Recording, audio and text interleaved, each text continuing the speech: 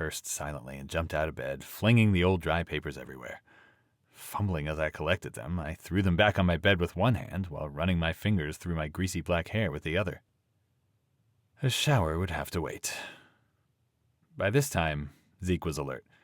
He sat up with a grin, watching me amused, knowing I was late for training again.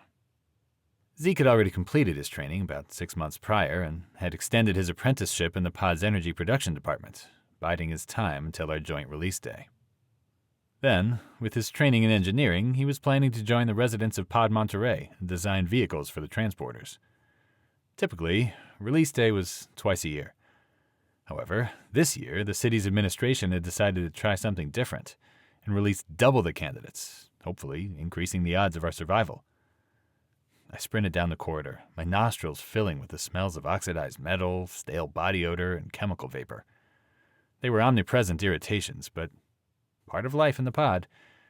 My mind continued to dwell on the plants outside and how they must smell. Heck of a lot better than this. Under the daytime fluorescent lights, my skin took on a green hue, like everything else. I was tired of this entire environment being a spectrum of dingy colors, interrupted with the occasional green. Not the rich green of the outdoors, but a mucky, slimy green. After taking a dilapidated interdistrict tram, I finally ran through the hatch of the training center. "Nice of you to grace us with your presence, Candidate Huck," said Professor Leonor. "After the day's studies are over, report to Trainer Diogo for your tardiness." I winced. Diogo was not known for his lackadaisical coaching technique. More so, he seemed to dislike me on a personal level. Training proceeded like any other day. Survival this, history that. To me, all that mattered were the images. I had always been mesmerized by the slides from before the arthropod landing as our professor clicked through the carousel. Professor Leonor jolted me out of my thoughts with a sharp toot from her whistle. The rest of Cohort Delta and I stood at attention before following her out the hatch. We walked down the familiar path to the sparring arena, littered with a detritus that seemed to collect everywhere in the pod. I was glad to be out of the classroom and heading for the arena. I preferred hands-on learning. The threat of inevitable combat outside the pod made survival and battle techniques feel more valuable than taking notes about ancient humanity.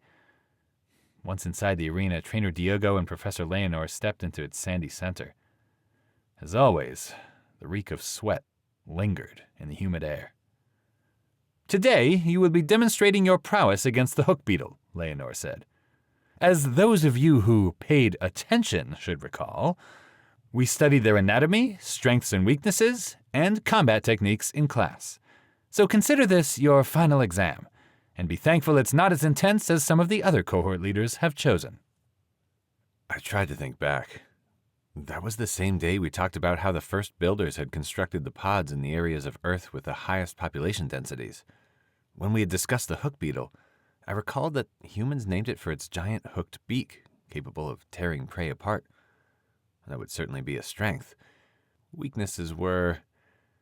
I strained to remember. The sides! The things had armored backs and tops with plates in a scale formation, but exposed sides. I wondered how many undiscovered arthropod species there were, and how I could ever learn to defeat them all. "Who can tell me what happens if a hook gets its jaw on you?" said Trainer Diogo, pulling on a rusted chain hanging from the wall. From the chamber ceiling, a giant, silly-looking mechanical hook beetle swung down. Rachel stepped forward. "Sir, it rips you apart," she said, her stance giving away her excitement to battle. "Exactly," Trainer Diogo said. "The hook has no mercy. None of the inverts do.